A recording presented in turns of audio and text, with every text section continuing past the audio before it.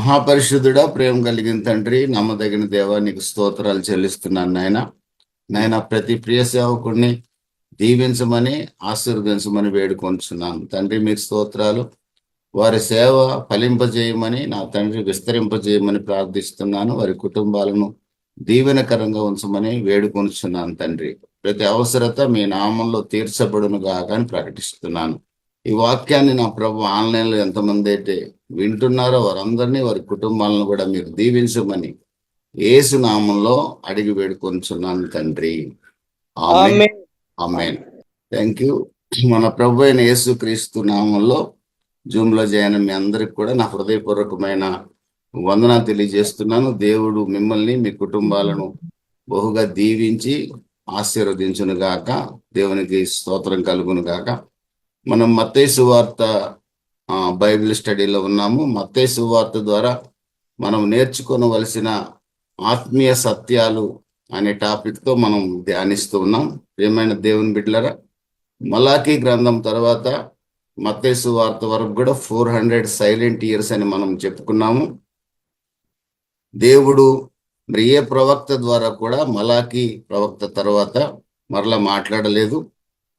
ఆ తదుపరి ప్రవక్త బాప్తిసమిచ్చే యోహాను మాత్రమే. బాప్తిసమిచ్చే యోహాను మాట్లాడే సమయానికి, మలాకి సమయానికి 400 సైలెంట్ ఇయర్స్ అని ఇంటర్ టెస్టామెంటల్ పీరియడ్ అని చెప్పి కూడా అంటారు. ఈ యొక్క మధ్యకాలంలో మనము ప్రపంచమంతా కూడా పారసీక సామ్రాజ్యం చేతిలో కొంతకాలం ఉంది. గ్రీకులు ప్రపంచాధిపత్యాన్ని వహించారు. ఆ తదుపరి రోమన్లు ప్రపంచాధిపత్యంలో ఉన్నట్లుగా మనం చూడవచ్చు. ఈ మత్తయి సువార్త రాసే నాటికి రోమన్ చక్రవర్తులు అధీనంలో ప్రపంచమందులోని చాలా దేశాలు ఉన్నట్లుగా మనం చూసాము. మరి మన పరిశుద్ధ గ్రంథంలో 4 సువార్తలు ఉన్నాయి: మత్తయి, మార్కు, లూకా, యోహాను సువార్త. మత్తయి సువార్తకి మన బైబిల్ పండితులు, అంతేకాకుండా మరి సంఘ పితరులు సింహాన్ని గుర్తుగా ఇచ్చారు. కారణం, మత్తయి ప్రభు అయిన యేసుక్రీస్తుని రాజుగా పరిచయం చేయాలనుకున్నాడు. అలాగే మార్క్కి ఆక్స్ సింబల్ ఇచ్చారు. ప్రియమైన దేవుని బిడ్డలారా, కారణం మార్కు ప్రభు అయిన యేసుక్రీస్తుని పరిచర్య చేయుటకు వచ్చిన వాడిగా పరిచయం చేయాలనుకున్నాడు. అదేవిధంగా లూకా సువార్త ద్వారా దేవుడు నరావతారిగా మానవాళిని విమోచించడానికి దిగి వచ్చాడని, లూకా అన్యుడు కాబట్టి అన్యజనులకు పరిచయం చేయటం కోసం దేవుడే నరావతారిగా భూమికి దిగి వచ్చాడని పరిచయం చేయటం కోసం అని చెప్పి లూకా సువార్తకి ఆ సింబల్ ఇవ్వటం జరిగింది. యోహాను సువార్తకి పక్షిరాజుని వారు అన్వయించారు. ఈ పక్షిరాజు అంటే ఆయన ఉన్నత స్థలాలలో సంచరించేవాడు గనక పక్షిరాజు. కాబట్టి ఉన్నత స్థలాలలో ఉన్న పరలోక నివాసి అయిన దేవుని గూర్చి, దేవుని ప్రేమను గూర్చి యోహాను చెప్తున్నాడు అనే దానికి సాదృశ్యంగా ఈగల్ యొక్క సింబల్ ని యోహాను సువార్తకి పరిచయం చేసినట్లుగా, అనుసంధానం చేసినట్లుగా చూడగలం. ఎహెజ్కేలు గ్రంథం 1వ అధ్యాయము 4 నుండి 10 వాక్యాల్లో అక్కడ 4 ఫేసెస్ ఆఫ్ చెరూబిమ్స్ మనం చూడొచ్చు. కెరూబులు 4 ముఖాలు కలిగిన కెరూబుల్ని మనం చూడొచ్చు. ఎహెజ్కేలు గ్రంథం 1వ అధ్యాయం 4 నుండి 10 వాక్యాల్లో ఒక ముఖమేమో లయన్, ఒక ముఖమేమో ఆక్స్, ఒక ముఖమేమో మ్యాన్, ఒక ముఖమేమో ఈగల్. ఏదేమైనప్పటికీ కూడా సంఘ పితరులు ఇచ్చిన సింబాలిక్ గా ఈ యొక్క సువార్తలకి వారు ఇచ్చిన సింబల్స్, అంతే తప్ప అవి మనం అలాగే మనం అర్థం చేసుకోవాలని ఏమి లేదు. ఏదేమైనప్పటికీ కూడా ప్రియమైన దేవుని బిడ్డలారా, మత్తయి సువార్త, మత్తయి భక్తుడు యొక్క ఉద్దేశం, ఆయన యొక్క పర్పస్, ఆయన యొక్క థీమ్ ఏంటంటే ప్రభు అయిన యేసుక్రీస్తు యూదుల రాజు అని పరిచయం చేయాలనే యొక్క ఆశ, రాజుల రాజు అని పరిచయం చేయాలని ఆయన యొక్క ఆశ. ఇశ్రాయేలీలు ఎదురు చూస్తున్న మెస్సయ, ఇశ్రాయేలీలు ఎదురు చూస్తున్న అభిషక్తుడు, ఇశ్రాయేలీల్ని విమోచించగలిగిన వాడు, యూదుల రాజు ప్రభు అయిన యేసుక్రీస్తు అని పరిచయం చేయాలని మత్తయి యొక్క సువార్తికుడి యొక్క ఉద్దేశం. ఈ గ్రంథం 50వ సంవత్సరం AD 50 నుండి 70 మధ్య కాలంలో రాయబడిందని పండితుల యొక్క అభిప్రాయం.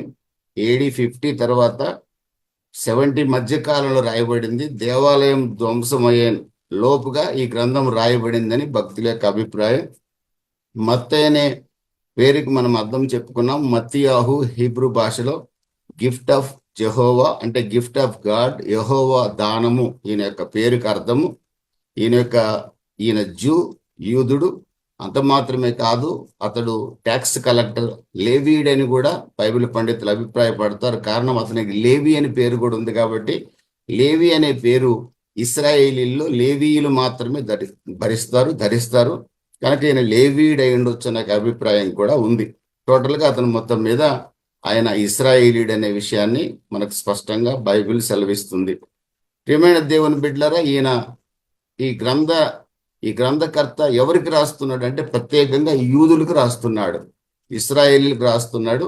అయితే మనందరికి కూడా ఈ గ్రంథము దేవుడు బయలుపరచాలనే ఉద్దేశంతోనే పరిశుద్ధ గ్రంథంలో ఈ యొక్క మత్తయి సువార్తని ఇనువడింప చేసినట్లుగా మనం చూడొచ్చు. ప్రియమైన దేవుని బిడ్డలారా, ఆయన అభిషక్తులని, ఆయనే ఇశ్రాయేలీయులు ఎదురు చూస్తున్న రారాజు అని పరిచయం చేయాలని మత్తయి యొక్క ఉద్దేశం. ఆయన బేసిక్గా మత్తయి ట్యాక్స్ కలెక్టర్. ఆయన పన్ను వసూలు చేసే వ్యక్తిగా ఉన్నప్పుడు ప్రభు అయిన యేసుక్రీస్తు ఆయన్ని పిలిచాడు. ఆయన్ని పిలిచినప్పుడు ఆయన పిలుపుకి మత్తయి లోబడ్డాడు. ఇంకొక ప్రాముఖ్యమైన విషయం ఏంటంటే మత్తయి చాలా దీనుడు, తగ్గింపు గుణము కలిగిన వ్యక్తి.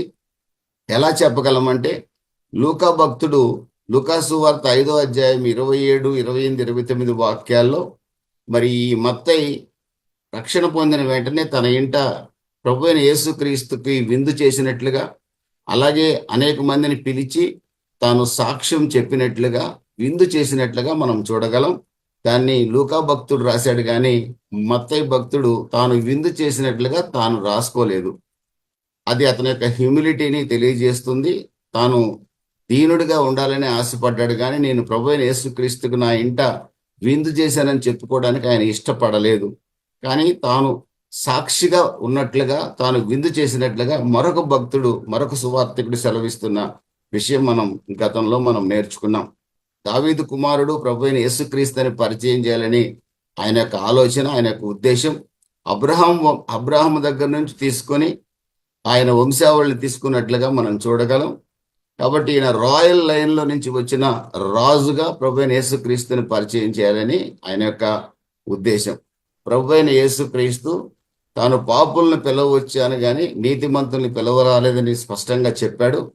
మరి ఆయన ఈ భూమి మీద జన్మించడానికి ఎన్నుకున్న వంశావళిని కూడా చూసినట్లయితే చాలా ఎన్నో రకాల పాపాలు చేసిన వాళ్ళు ఆయన వంశావళిలో ఉన్నారు.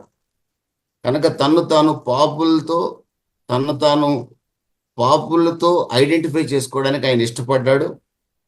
ప్రియమైన దేవుని బిడ్డల, పాపుల్ని విడిపించుటకు వచ్చిన ప్రభు అయిన దేవుడు, పరిశుద్ధులైన దేవుడు ఏ వంశావళి నుంచి వచ్చాడని చూసినట్లయితే అబద్ధాలాడిన వంశానికి సంబంధించిన వాళ్ళు ఉన్నారు అందులో, వ్యభిచరించిన వారు ఉన్నారు అందులో, మోసాలు చేసిన వారు ఉన్నారు, అన్ని జనులకు సంబంధించిన వాళ్ళు ఉన్నారు, మరి దుర్మార్గమైన రాజులు ఉన్నారు, రకరకాల ఈవిల్ నేచర్ కలిగిన అనేక మంది ఆ వంశావళిలో నుండి ప్రభు అయిన యేసుక్రీస్తు వచ్చాడు. కాబట్టి ఆయన తాను సిన్నర్స్తో ఐడెంటిఫై చేసుకున్నాడు. కానీ ప్రభు అయిన యేసుక్రీస్తు ఆ వంశావళి నుంచి వచ్చాడు కనుక ఆ వంశావళి ఈ రోజున ప్రపంచమంతా కూడా ఆ వంశావళిని ధ్యానించడం అనేది జరుగుతూ ఉంది. ఈ రోజున ప్రభు అయిన యేసుక్రీస్తు యొక్క రక్తంతో కడగబడి మన పాపాలను మనం ఒప్పుకొని విడిచిపెట్టి నీతిమంతులుగా తీర్చబడిన మనం గతంలో ఎంత దుర్మార్గులమైనా, ఎన్ని ఘోరమైన పాపాలు చేసిన వారమైనా, ఈ రోజున మీరు నేను ఎవరమంటే ప్రభు అయిన యేసుక్రీస్తునందు విశ్వాస మూలముగా నీతిమంతులుగా తీర్చబడ్డాము. రోమా 5:1 ప్రకారం యేసుక్రీస్తుని విశ్వసించిన మనము నీతిమంతులము. దేవునికి స్తోత్రం కలుగును గాక. ఇంకా వెనకటి వాటిని పాపాలను తలుచుకుంటూ కానీ వెనకటి విషయాల్ని నెమరు వేసుకుంటూ ఉండాల్సిన అవసరం లేదు. అట్ ప్రజెంట్ మనం ఎవరమంటే నీతిమంతులం. ఎలాగా మీరు నీతిమంతులయ్యారు? మా కొరకు రక్తం చిందించిన ప్రభు అయిన యేసుక్రీస్తుని మేము విశ్వసించాము కాబట్టి మేము భక్తిహీనులుగా ఉండగానే ఆయన మా కొరకు మరణించాడు, పాతిపెట్టబడ్డాడు, పునరుద్ధానుడై తిరిగి లేచాడు. కనుక ఆయన్ని విశ్వసించిన మేము నీతిమంతులం కనుక ఒక రోజున ఈ భూమిని విడిస్తే మేము పరలోక రాజ్యంలో నీతి రాజ్యంలో చేరతాము. నీతి రాజ్యం ఏంటంటే నీతి గల రాజు నివసించే స్థానమే నీతి రాజ్యం. నీతి గల రాజు ఎవరు అంటే, ఏ పాపము లేదు, నాలో పాపం ఉందని మీలో ఎవడైనా స్థాపించగలడని సవాలు చేస్తే, ఏ ఒక్కడు పాపం ఉంది అని రుజువు చేయలేకపోయాడు. ఆయనే ప్రభు అయిన యేసుక్రీస్తు. ఆయనే స్వర్గలోకాధిపతి, పరలోకాధిపతి, కైలాసాధిపతి, నిత్య రాజ్యాధిపతి. ఆయన ఉండే స్థలంలో నీతి నివాసం చేస్తుంది. ఆయన ఎక్కడుంటే అక్కడ నీతి ఉంటుంది కనుక, మేము ఆయన రక్తంతో కడగబడి నీతిమంతులుగా తీర్చబడ్డాము కనుక తప్పనిసరిగా ఆయన రాజ్యంలో చేరేది మేమేనని ధైర్యంగా చెప్పగలిగే అవకాశాన్ని ప్రభు మనకిచ్చాడు. దేవునికి స్తోత్రం కలుగును గాక. మరొకరికి అవకాశం లేదు. వారు అక్కడ మునుగుతారు, ఇక్కడ మునుగుతారు, అక్కడ పూజిస్తారు, ఇక్కడ పూజలు చేస్తారు. కానీ వారికి పరలోకం వెళ్తామని, స్వర్గానికి చేరగలమనే నమ్మకం ఏమాత్రం కూడా లేదు. వారి జీవితకాలం అంతా సందేహంతోనే బ్రతుకుతారు.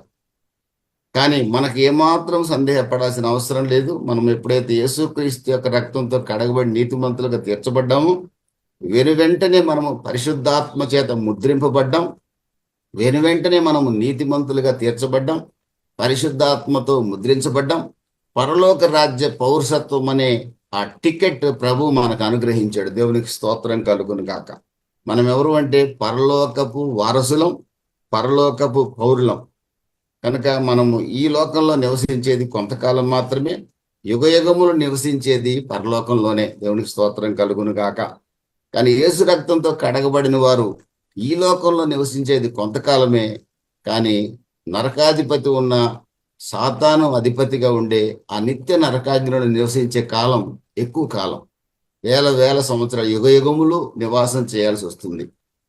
ఎక్కడుంది తేడా అంటే, కొలసి 1, 12, 13, 14 వాక్యాల ప్రకారం సాతాను చెరలో అందరము ఉన్నాం. రోమా 3:23 ప్రకారం ఏ భేదము లేదు, అందరూ పాపం చేసి దేవుడు అనుగ్రహించిన మహిమను కోల్పోయారు. ప్రతి వాని యొక్క నోరు, ప్రతి వాని యొక్క గొంతుక తెరిచిన సమాధి. రక్తం చిందించబడకుండా పాప క్షమాపణ లేదు. హెబ్రీ 9:22 ప్రకారం తద్రక్తం, ఆ రక్తం పరమాత్ముడి రక్తమై ఉండాలి. ఆ రక్తము పరిశుద్ధుడి రక్తమై ఉండాలి. పరిశుద్ధుడు ఒక్కడూ లేడు, నీతిమంతుడు లేడు, ఒక్కడూ లేడు. మానవుడిగా పుట్టిన వాడిలో పరిశుద్ధుడు ఒక్కడూ లేడు. ప్రియమైన దేవుని బిడ్డలారా, ప్రతి ఒక్కడిలో కామ, క్రోధ, మోహ, మదమత్సరాలు ఉన్నాయి. మరి నీతిమంతుడు ఎవరు, రక్తం చిందించాల్సింది ఎవరని చూస్తే, ఏ మహానుభావుడు, ఏ మహాపురుషుడు, ఏ సాధు పొంగవుడు, ఏ సన్యాసి కూడా రక్తం చిందించిన దాఖలాలు లేవు. ఒకవేళ రక్తం చిందిస్తే ఆ రక్తంలో అపరిశుద్ధతే ఉంది తప్ప పరిశుద్ధత లేదు. కామమో, క్రోధమో, మోహమో, ద్వేషమో, పగో, అసూయో ఏదో ఒకటి ఆ రక్తంలో ఉంది. ఎంత మహానుభావుడు రక్తంలోనైనా, దేవుళ్ళు దేవతలు అనబడిన వారి రక్తంలో కూడా పాపపు డాగు కనబడుతుంది. ప్రియమైన దేవుని బిడ్డలరా, దీన్ని అంతా గమనించిన సృష్టికర్త అయిన దేవుడు ఒకే ఒక నిజ దేవుడు, త్రిత్వమైన దేవుడు. దేవునికి స్తోత్రం కలుగును గాక. ఆయా కాలాల్లో తండ్రిగా, ఆయా కాలాల్లో కుమారుడిగా, ఆయా కాలాల్లో పరిశుద్ధాత్మునిగా కార్యం చేసిన దేవుడు తానే నరావతారిగా భూమికి దిగి వచ్చి 33.5 సంవత్సరాల యవ్వన కాలంలో తన పరిశుద్ధ రక్తాన్ని చిందించాడు గనుక హెబ్రీ 9:22 ప్రకారం పరిశుద్ధ రక్తం చిందించబడకుండా పాపక్షమాపణ లేదు అనే మాటకి సాదృశ్యంగా ప్రభువైన యేసుక్రీస్తు పరిశుద్ధ రక్తాన్ని చిందించాడు. ఆ రక్తం ఎప్పుడైతే చిందించాడో, ఎవరైతే ప్రభువైన యేసుక్రీస్తుని ప్రభువా అని పిలిచి నన్ను క్షమించమన్నారో, అప్పటి వరకు సాతాను కౌగిల్లో ఉన్న వారిని, కొలసి 1, 12, 13, 14 ప్రకారం అప్పటి వరకు సాతాను కౌగిల్లో ఉన్న నన్ను, సాతాను కౌగిల్లో ఉన్న మిమ్మల్ని ఎప్పుడైతే ప్రభువా నన్ను క్షమించు, నీ రక్తంతో నన్ను కడుగు, నీ శిలువ యాగాన్ని నేను నమ్ముతున్నాను, నేను ఘోర పాపిని, నీవు రక్షకుడు అని అంగీకరిస్తున్నానని మన పాపాన్నంతా విడిచిపెట్టి, మన విగ్రహాలని విడిచిపెట్టి ప్రభువైన యేసుక్రీస్తు పాదాలు పట్టుకున్నాము, అప్పుడే సాతాను కౌగిల్లో ఉన్న మనల్ని దేవుని రాజ్య సంబంధులుగా యేసు రక్తం, యేసు చిందించిన రక్తం చేసింది. దేవునికి స్తోత్రం కలుగును గాక. ప్రియమైన దేవుని బిడ్డలరా, ఇప్పుడు మనము ఎవరి వంశావళికి చెందిన వారు అంటే ప్రభువైన యేసుక్రీస్తు వంశానికి చెందిన వారం. మీ తల్లిదండ్రులు విగ్రహారాధనలో ఉన్నారా, పాపంలో ఉన్నారా, మీ తమ్ముళ్ళు పాపంలో ఉన్నారా, ఎవరు ఏంటి నాకు అనవసరం. మీరు నా వంశానికి చెందిన వాళ్ళు. దేవునికి స్తోత్రం కలుగును కాక. Don't look back. అందుకే ఆయన అంటాడు హెబ్రీ 12లో, విశ్వాసమును కర్త దాన్ని కొనసాగించువాడని యేసు వైపు చూచు పరుగు పందెంలో ఓపికగా పరిగెత్తండి. కృప ద్వారా మనం రక్షించబడ్డాం. దేవునికి స్తోత్రం కలుగును గాక. ప్రియమైన దేవుని బిడ్డలరా, మీరు నేను ఎవరమంటే యేసుక్రీస్తు వంశావళికి చెందిన వారం, యేసుక్రీస్తు బిడ్డలం. మనం గత వారంలో నేర్చుకున్న 2 అంశాలు, మత్తయి ఈ సువార్త రాసిన భక్తుడి యొక్క దీనత్వాన్ని గురించి మనం నేర్చుకున్నాం. అదేవిధంగా ప్రభు అయిన యేసుక్రీస్తు వంశావళులు అనేక మంది పాపులు ఉన్నారు. కనుకనే ఆయన వచ్చిందే అందుకోసం, నాలాంటి పాపిని ఆయన రక్షించి తన వంశావళిలో చేర్చుకున్నాడు. ఇప్పుడు నా ఐడెంటిటీ ఎప్పుడు కూడా, నా పర్మనెంట్ ఐడెంటిటీ ప్రభు అయిన యేసుక్రీస్తు మాత్రమే. దేవునికి స్తోత్రం కలుగును గాక. ఈ 1వ అధ్యాయంలోనే 2వ అధ్యాయంలో కూడా కొన్ని అంశాలు ఉన్నాయి. దీనికి సంబంధించి 1వ అధ్యాయంలో మరొక టాపిక్, మనం చిన్న అంశాన్ని మనం నేర్చుకోబోతున్నాం. మత్తయి సువార్త ద్వారా మనం నేర్చుకోవలసిన ఆత్మీయ సత్యాలు, మనకు ఉపయోగపడే సత్యాలు మాత్రమే, మనల్ని పరిశుద్ధపరిచే సత్యాలు మాత్రమే.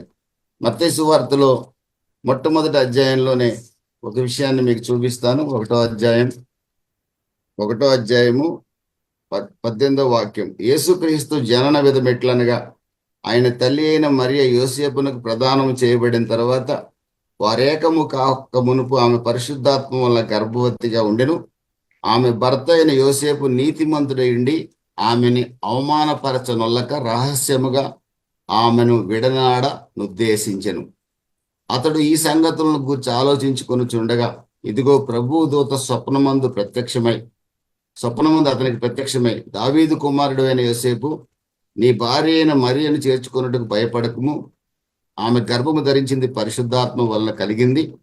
ఆమె యొక్క కుమారుని కనును, తన ప్రజలను వారి పాపము నుండి ఆయన రక్షించును కనుక ఆయనకు యేసు అని పేరు పెట్టుదువనెను. ఇదిగో కన్యక గర్భవతి కుమారుని కనును, ఆయనకి ఇమ్మానుయేలని పేరు పెట్టెదురు అని ప్రభువు తన ప్రవక్త ద్వారా పలికిన మాట నెరవేరినట్లు ఇదంతయు జరిగెను. ఇమ్మానుయేలని పేరునకు భాషాంతరమున దేవుడు మనకు తోడినర్థము. యోసేపు నిద్ర మేలుకొని, ఇది ప్రాముఖ్యమైన అంశం, యోసేపు నిద్ర మేలుకొని ప్రభు దూత తనకు ఆజ్ఞాపించిన ప్రకారము చేసి తన భార్యను చేర్చుకొని ఆమె కుమారుని కను వరకు ఆమెను ఎరుగకుండెను.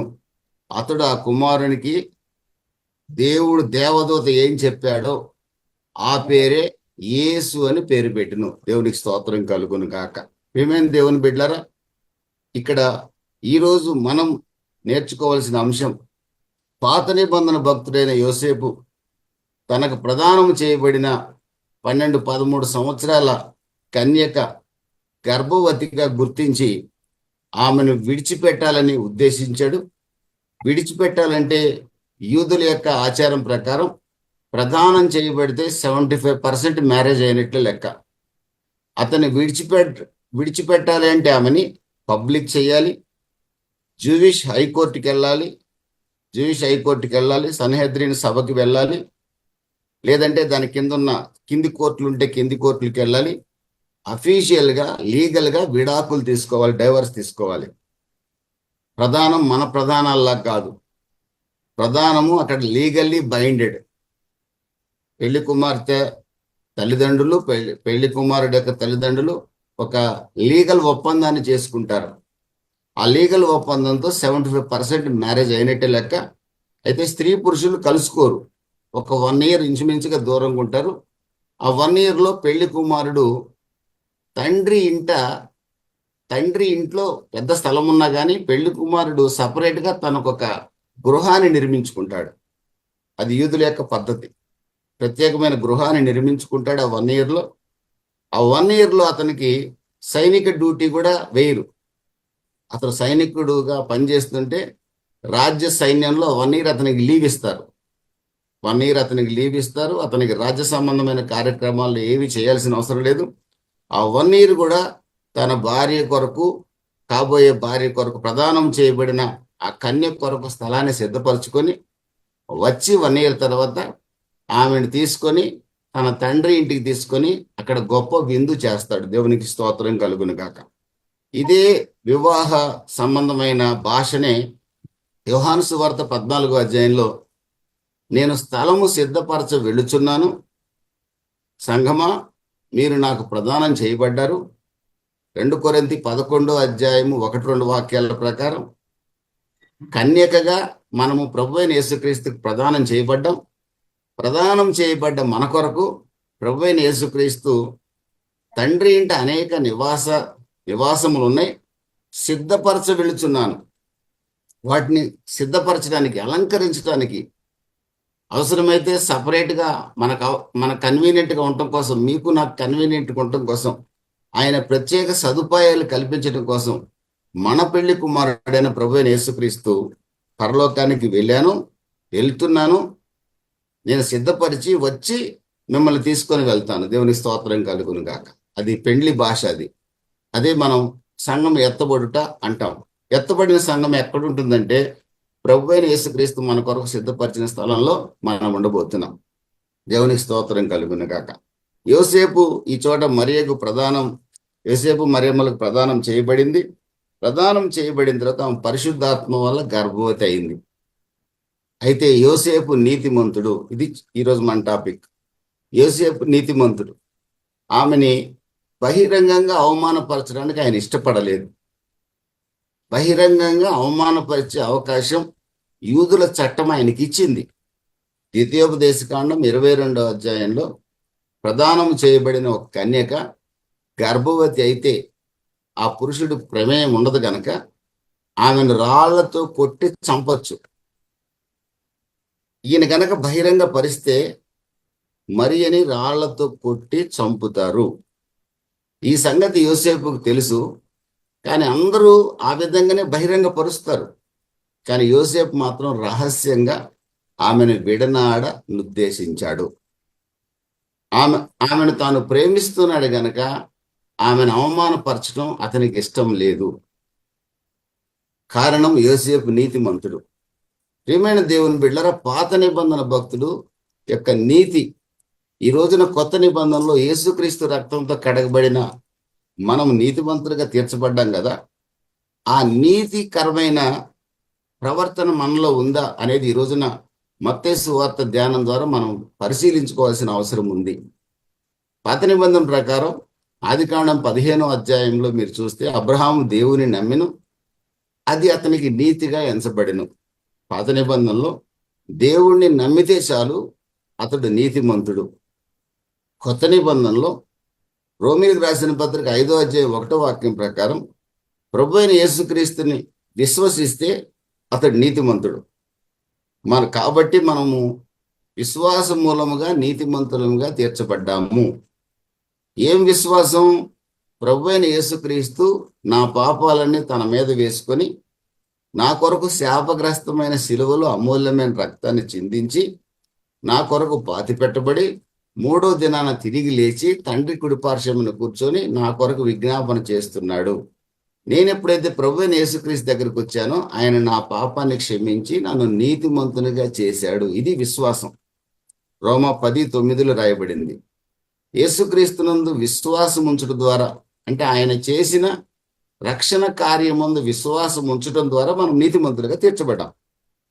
పాత నిబంధన భక్తులు కేవలం దేవుడి యందు విశ్వాసం ఉంచి నీతిమంతులుగా తీర్చబడ్డారు. మనమేమో మన కొరకు తన ప్రాణాన్ని బలిగా ఇచ్చిన యేసుని నమ్మి నీతిమంతులుగా తీర్చబడ్డాం. మరి ఏ నీతిమంతుడు ఎక్కువ నీతిగా జీవించాలని ఆలోచిస్తే విలువైన రక్తంతో కొనబడిన మనమే యోసేపు కంటే ఎక్కువ నీతికరమైన జీవితం చేయాలి. యోసేపు కంటే ఇంకెక్కువ నీతిగా మనం జీవించాలి. కానీ రోజున మన జీవితాలను చూసినా, అనేకుల జీవితాలను చూసినా యోసేపు స్థాయి నీతి కూడా ఈ రోజున కనబడకపోవటం క్రొత్త నిబంధనలో శోచనీయం, బాధాకరం. ప్రియమైన దేవుని బిడ్డలారా, ఈ విషయాన్ని మనం పరిశీలించుకోవాల్సిన అవసరం ఎంతైనా ఉంది. ఆయన రహస్యంగా ఆమెని విడనాడను ఉద్దేశించినట్లుగా ఈ చోట మనం చూస్తున్నాం. సామెతల గ్రంథం 17వ అధ్యాయం 9వ వాక్యంలో మనం చూసినట్లయితే, ప్రేమను వృద్ధి చేయగోరువాడు తప్పిదములు దాచిపెట్టును, జరిగిన సంగతి మాటి మాటికి ఎత్తువాడు మిత్రభేదము చేయును. యోసేపు ఆమెను ప్రేమిస్తున్నాడు. యోసేపు ఆమెని జీవితాన్ని నాశనం చేయాలనుకోలేదు కనుకనే ఆమె తప్పుని దాచిపెట్టాడు. ఆయనకి తెలియదు పరిశుద్ధాత్మ వల్ల గర్భం ధరించిందని. కనుక ఆమె తప్పిదాన్ని ఆయన దాచిపెట్టడానికి ప్రయత్నం చేసినట్లుగా మనం చూడగలం. అదేవిధంగా సామెతల గ్రంథం 25వ అధ్యాయం 9-10 వాక్యాల్లో కూడా మనం చూసినట్లయితే, నీ పొరుగు వానితో నీవు వ్యాజ్యమాడవచ్చును గాని పరుని గుట్టు బయట పెట్టకము. పరుని గుట్టు బయట పెట్టకము. అదొక రహస్యం. మరియ జీవితంలో ఆమె గర్భం ధరించింది, కారణం ఆయనకి తెలియదు. కానీ అతడు వ్యాజ్యమాడటానికి ఇష్టపడలేదు. ఇక్కడ వ్యాజ్యమాడవచ్చని ఉంది, ఆయన వ్యాజ్యమాడలేదు. ఆమె గుట్టు బయట పెట్టడానికి కూడా ఇష్టపడలేదు. 1 కొరింథీ 13వ అధ్యాయంలో మనం చూడొచ్చు, ప్రేమ అనేక తప్పిదములను కప్పుతుందట. మనకు గనక ప్రేమ ఉంటే ఎవరి మీదనైనా, మన స్నేహితుల మీద, మన బంధువుల మీద, మన పిల్లల మీద, భర్త మీద, భార్య మీద నిజమైన ప్రేమ ఉంటే వాళ్ళు చేసే పొరపాట్లని మనం బహిరంగపరచడానికి ఇష్టపడక వారిని రహస్యంగా గద్దించడానికి, బుద్ధి చెప్పడానికి ఇష్టపడతాం. అంతేగాని నా భర్త ఇలాగా అని దేశమంతా ప్రచారం చేసుకోము, నా భార్య ఇలాగా అని దేశమంతా ప్రచారం చేసుకోము, నా పిల్లలు దుర్మార్గులని దేశమంతా ప్రచారం చేసుకోకూడదు. నీతిమంతుడి లక్షణం కాదు ఇది. నీతిమంతుడు కానివాడు, అదే సామెతల గ్రంథంలో చాలా వాక్యాలు ఉన్నాయి, కొండెగాడు పరుల గుట్టు బయట పెడతాడు. ప్రియమైన దేవుని బిడ్డలారా, కొందరు వ్యక్తులకి ఈరోజు క్రైస్తవ సమాజంలో కూడా ఇతరుల విషయాలు చెప్పుకోవటమే పని. ఇతరుల బలహీనతలు 10 మందిలో చెప్పుకోవటమే పనిగా బతుకుతారు. మరి ఎందుకు క్రైస్తవులో, ఎందుకు బైబిల్ పట్టుకుంటారో, ఎందుకు చర్చికి వెళ్తారో అర్థం కాదు. కానీ ఇక్కడ ఏమంటుంది, అతడు నీ స్నేహితుడు అయి ఉంటే, నువ్వు అతన్ని ప్రేమిస్తే అతని యొక్క తప్పిదాన్ని మనం కప్పాలి. కప్పడం అంటే ఏం చేయొద్దని కాదు అర్థం. ఎవరికి చెప్పొద్దు, అతన్ని మార్చడానికి ప్రయత్నం చేయాలి. అతన్ని కనుక మనం ప్రేమించే వాళ్ళమైతే, దేవునికి నీ స్నేహితుడి యొక్క బలహీనత, మన కుటుంబ సభ్యుడి యొక్క బలహీనత దేవునికి మాత్రమే చెప్పాలి. అంతేగాని మనం విని దాన్ని ప్రచారం చేస్తూ ఉండకూడదు. చాలా మంది చాలా చెడు ప్రచారాలు చేస్తుంటారు. అది నిజం కాదు. కొన్ని విషయాలు తాము చూసినట్లుగా ప్రచారం చేస్తారు. ఒక సహోదరుడు వెళ్తుంటే, ఆ సహోదరుడు పాస్టర్ గారు అయితే, ఆ సహోదరి ఎవరో, ఆ సంఘస్థులు ఎవరు చూడకపోతే, గతంలో పాస్టర్ అమ్మ మాత్రమే తెలుసు ఆ సంఘానికి, ఈ అమ్మాయి ఎవరో తెలియదు, సేమ్ ఏజ్లో ఉన్నారు, ఎవరో అమ్మాయితో పాస్టర్ గారు వెళ్తున్నారని ప్రచారం చేసిన సంఘస్థులు కూడా ఉన్నారు. అనేక జీవితాల్లో ఈ సంఘటనలు జరుగుతుంటాయి. అన్యులంటే ప్రచారం చేస్తే ఓకే, దాన్ని మనం ఏం చేయలేం. కానీ క్రైస్తవులు అసలు పొరుగువాడి గురించి మాట్లాడవద్దు, మాట్లాడటానికి ప్రయత్నం చేయొద్దు. ఇంకో మాట ఏంటంటే, పొరుగువాడి గురించి మాట్లాడగలిగితే మంచి మాట్లాడడానికి ప్రయత్నం చేయాలి. పొరుగువాడి సంగతి మరొకరు చెప్పడానికి ప్రయత్నం చేయకూడదు. అది దేవుణ్ణి ఘనపరిచే అంశం అయితే తప్ప. కారణం, మనము యోసేపు కంటే నీతిమంతులుగా బ్రతకాలి. యోసేపే మరియమ్మని రహస్యంగా విడనాడని ఉద్దేశించాడు, కానీ ఆమెను అవమానపరచ ఉద్దేశించలేదు. దేవునికి స్తోత్రం కలుగునుగా. నిజమైన దేవుని బిడ్డలారా, మనం ప్రతి ఒక్కరిని ప్రేమించబద్దులమై ఉన్నాం. మనకు శత్రువు అనేవాడు ఉండకూడదు. ఈ లోకంలో ఎవరు మనకు శత్రువులకు ఉండకూడదు. మనం అందరినీ ప్రేమించబద్దులమై ఉన్నామని బైబిల్ చెప్తుంది.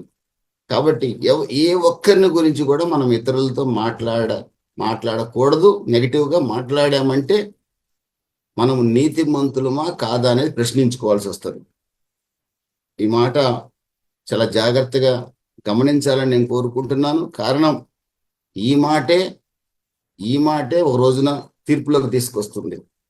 మన నోటి మాటే మనకి జీవాన్ని ఇస్తుంది.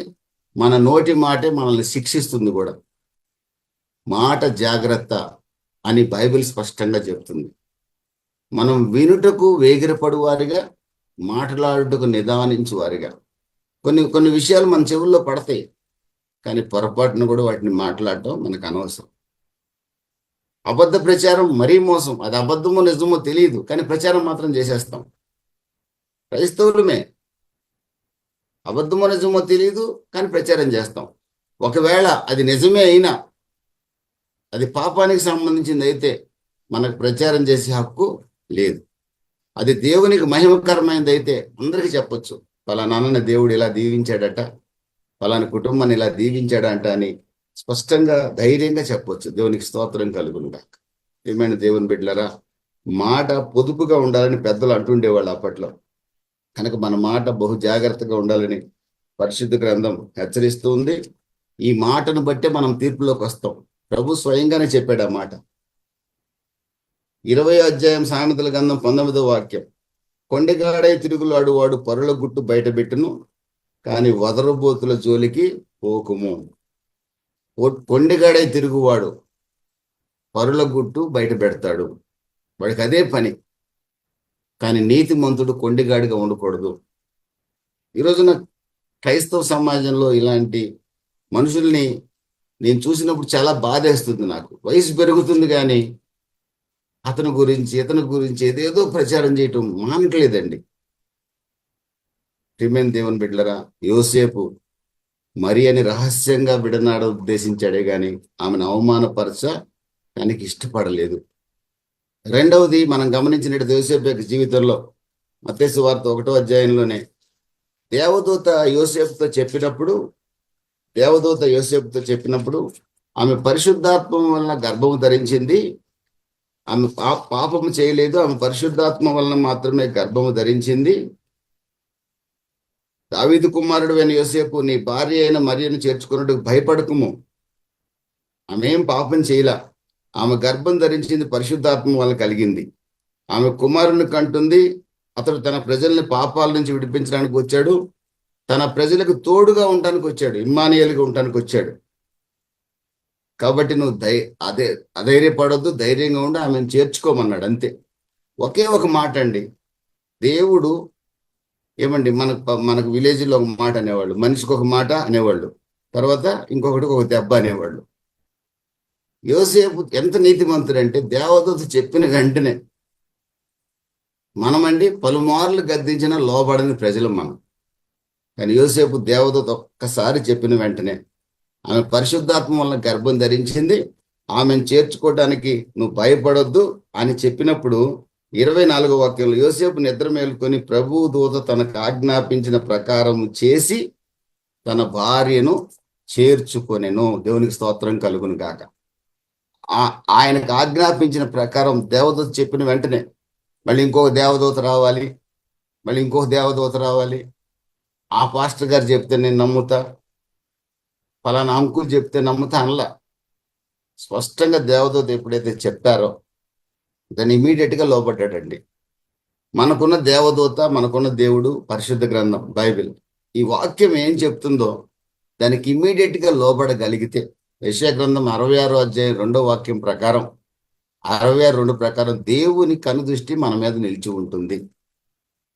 సామెతల గ్రంథం 4:20 ప్రకారం హృదయంలో నుండి దేవుని యొక్క మాటలు తొలగిపోకుండా మన కనులు ఎప్పుడు కూడా దేవుని మాటల మీదే ఉంచితే, ప్రియమైన దేవుని బిడ్డలారా, స్వస్థత మనకి కలుగుతుంది. సామెతల గ్రంథం 3వ అధ్యాయం 5, 6, 7 ప్రకారం ఆయన మీద మనం ఆధారపడితే, ఆయన మాటకు విధేయత చూపిస్తే మన మార్గాన్ని ఆయన సరళం చేస్తాడు, ముళ్ళు తొలగిస్తాడు, గోతులు తొలగిస్తాడు. ఆయన సమతలమైన మార్గంలో మనల్ని నడిపిస్తాడు, సమభూమిలో మనల్ని నడిపిస్తాడు. If we obey his word. ఎంతండి విధేయత అంటే 100% విధేయత. యోసేపు చూపించాడు కనుకనే ఆమెను విడనాడాలనుకున్న వ్యక్తి ఆమెని తన కౌగిల్లోకి, తన దగ్గరికి చేర్చుకున్నాడు. దేవునికి స్తోత్రం కలుగును గాక. దేవుడు ఏం చెప్పాడో దాన్ని చేశాడు. నోవహు యొక్క జీవితాన్ని కూడా చూస్తే దేవుడు చెప్పినట్లుగా నోవహు తన జీవితంలో ఆదికాండం 6వ అధ్యాయంలో దేవుడు చెప్పినది యావత్తు నోవహు చేసెను అని రాసింది. అక్కడ యావత్తు అనే పదాన్ని వాడారు. అందుకనే ఆదికాండం 8వ అధ్యాయంలో దేవుడు నోవహుని జ్ఞాపకం చేసుకున్నాడు జలప్రళయంలో. ఆదికాండం 9వ అధ్యాయంలో దేవుడు నోవహుతో నిబంధన చేశాడు. ఆదాము తర్వాత నోవహు కుటుంబం ఒక్కటే భూమి మీద మిగిలింది. నోవహు ద్వారా ఈ రోజున సకల జాతులు మనుగడలోకి వచ్చాయి. దేవునికి స్తోత్రం కలుగును గాక. దేవుని మాటకు లోబడిన నోవహు అనేకులకు ఆశీర్వాద కారకుడయ్యాడు. దేవుని మాటకు లోబడిన అబ్రహాము ఆదికాండం 22:16-17 ప్రకారం, అబ్రహామా, నీ ద్వారా, నీ వంశము ద్వారా నేను అనేకులను ఆశీర్వదించబోతున్నాను. నీకు విరోధంగా ఏ ఆయుధం రూపించిన వర్ధిల్లదు. దేవునికి స్తోత్రం కలుగును గాక. What is the reason? Obeying the word of God, total obedience. ప్రియమైన దేవుని బిడ్డలు, మనం చేయాల్సింది ఏమిటి? ఒకవేళ ఎవరైనా తప్పిదంలో ఉన్నారు, దాన్ని బహిరంగపరచుకుంటా ఉండకుండా గలతీయులకు రాసిన పత్రిక 6వ అధ్యాయం 1-2 వాక్యాల్లో ఉంది, నీ సహోదరుడు తప్పిదములో ఉన్న ఎడల నీవు కూడా ఆ తప్పిదంలో పడకుండా నీ సహోదరుణ్ణి ఎలాగైనా సరే ఆ తప్పిదము నుండి, ఆ పాపం నుంచి విడిపించడానికి ప్రయత్నం చేయమని బైబిల్ చెప్తుంది. ప్రయత్నం చేయమంటే 10 మందికి చెప్పమని కాదు. ఆ సహోదరుడికి ప్రభువుని గురించి చెప్పి, ప్రభు వాక్యం పరిచయం చేసి, ఆ పాపం వల్ల కలిగే శాపం ఏంటో చెప్పి, ప్రతిరోజు ఆ సహోదరుడి కొరకు ప్రార్థన చేయటమే, దేవుడికి చెప్పటమే. ఇది బైబిల్ మనకు అప్పగించిన బాధ్యత. ఒకరినొకరు ప్రేమించుకోండి, ఒకరినొకరు ఘనపరుచుకోండి, ఒకరినొకరు సహించుకోండి అని బైబిల్ చెప్తుంది. సహించుకోమంటే ఒకరి మీద ఒకళ్ళు ప్రచారాలు చేసుకునే వాళ్ళు ఎక్కువైన రోజులు ఈ రోజు. మూడవది, నీతిమంతునికి ఉండాల్సిన మరొక లక్షణం ఏమిటో తెలుసండి? యోసేపు ఆమె యేసుని కను వరకు ఆమెను ఎరుగకుండెను, ఆమె కుమారుని కను వరకు ఆమెను ఎరుగకుండెను. దేవుని స్తోత్రం కలుగును గాక. నీతిమంతుడు ఇంద్రియ నిగ్రహము కలిగిన వాడిగా ఉంటాడు. ఇంద్రియ నిగ్రహము కలిగిన వాడు అంటే వివాహము, భార్య, భర్త, జీవితకాలం అంతా కూడా వాళ్ళిద్దరే ఉంటారు. మరొకరిని అందులోకి జ్వరబడనివ్వటానికి ఇష్టపడరు. ప్రియమైన దేవుని బిడ్డలారా, దాని అర్థం ఇంద్రియ నిగ్రహం కలిగిన ఆత్మ అంటే, మనకు దేవుడు ఇంద్రియ నిగ్రహం కలిగిన ఆత్మనే ఇచ్చాడు. Self control. దేవుని స్తోత్రం కలుగును కాక. దేవుని యొక్క ఉద్దేశం ఆదాముకు అవ్వ, అవ్వకు ఆదాము, అంతే. ఆదాముకి 3 అవ్వలు ఉండరు, అవ్వకి 3 ఆదాములు ఉండరు. ఇది దేవుని యొక్క ఉద్దేశం. రక్షణ పొందిన మనం ఆ విధమైన ఇంద్రియ నిగ్రహం కలిగిన ఆత్మతో బ్రతకాలని ప్రభు కోరుకుంటున్నాడు. యోసేపు మరియ కుమారుని కను వరకు ఆమెను ఎరుగకుండెను. దేవుని స్తోత్రం కలుగును కాక. యవనస్తురాడైన భార్య కళ్ళ ముందే ఉందండి, కానీ ఆమెను అతను తాకను కూడా తాకలేదేమో. దేవుని స్తోత్రం కలుగును కాక. అంత నీతిమంతుడు. ఈ రోజున బైబిల్ స్పష్టంగా చెప్తుంది, మోహపు చూపుతో చూస్తేనే పాపం అని చెప్తుంది. దేవునికి స్తోత్రం కలుగును గాక.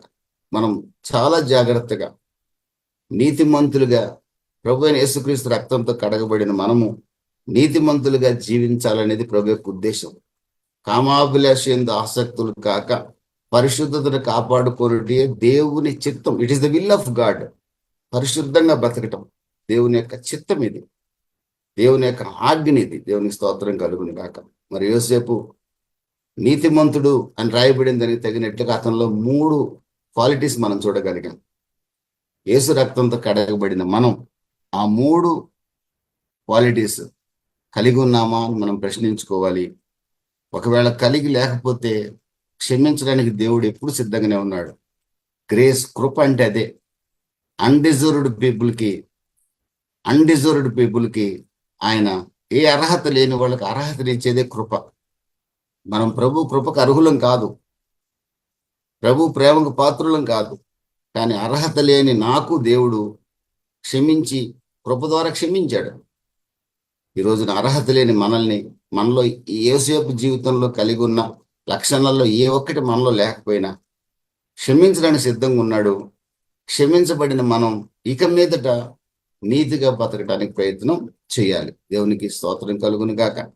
ఈ కొద్ది మాటలు ప్రభు దీవించి యోసేపు వలె మనం నీతిమంతులుగా, కొత్త నిబంధన భక్తులమైన మరింత నీతిమంతులుగా మనము ఉండినట్లుగా ప్రభు మనకు సహాయం చేయునుగాక. ప్రార్థన చేసుకుందాం.